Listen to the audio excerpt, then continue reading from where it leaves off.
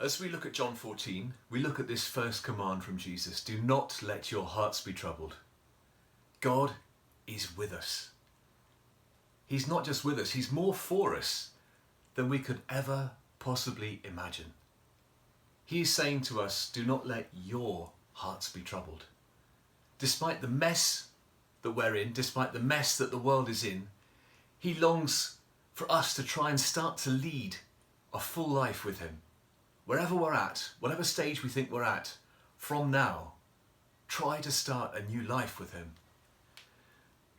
One of the problems we face in our humanness is that we're so adamant about our own views and about the need to put those views across.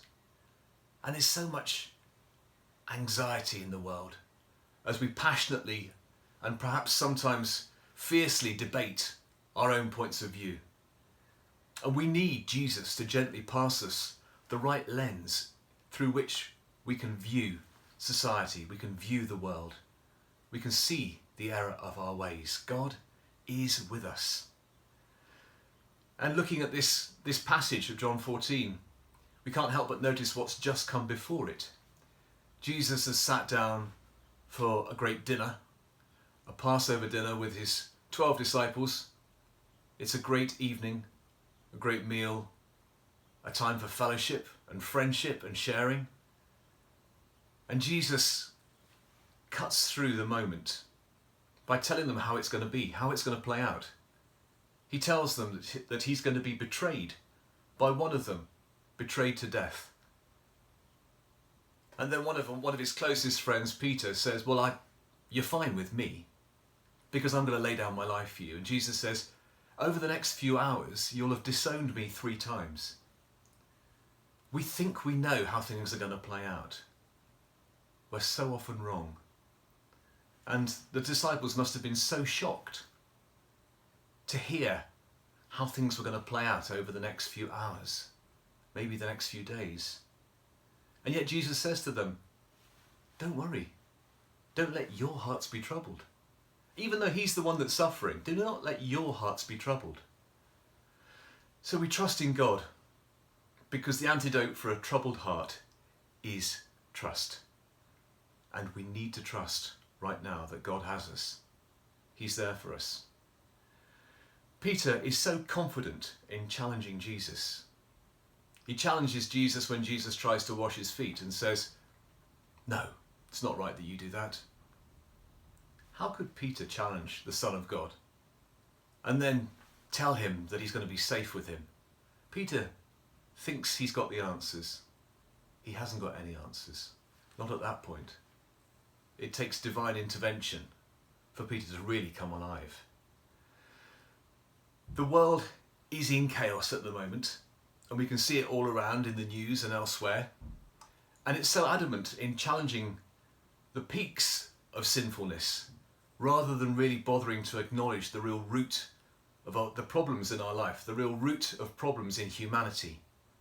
The same root causes of sin are shown in the mountain peaks. But we need to embrace all of the problems, not just the ones that appear front page on the news. God has come to draw some of the pain out of a hurting world.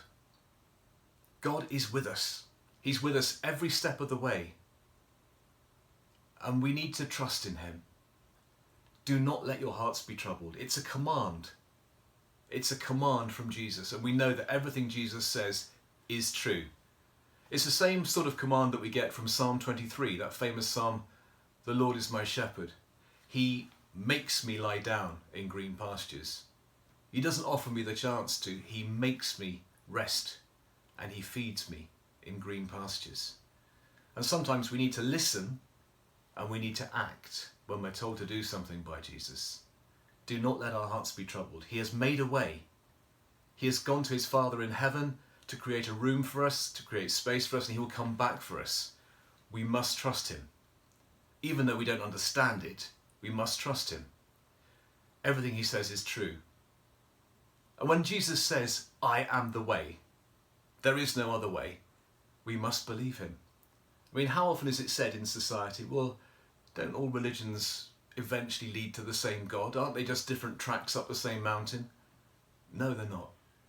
They're not. And Jesus tells us so. There is only one way to God, and it is through him, through faith in him. And we need to have faith. We need to trust, and we need to believe. So over these coming days and weeks, we need to remember that there is no other. If we remember nothing else, remember that God is with us, and he is so for us, and he loves us so much. He is calling us on all the time. So let's do what we can to lean into that. Let's pray to him. Let's read about him.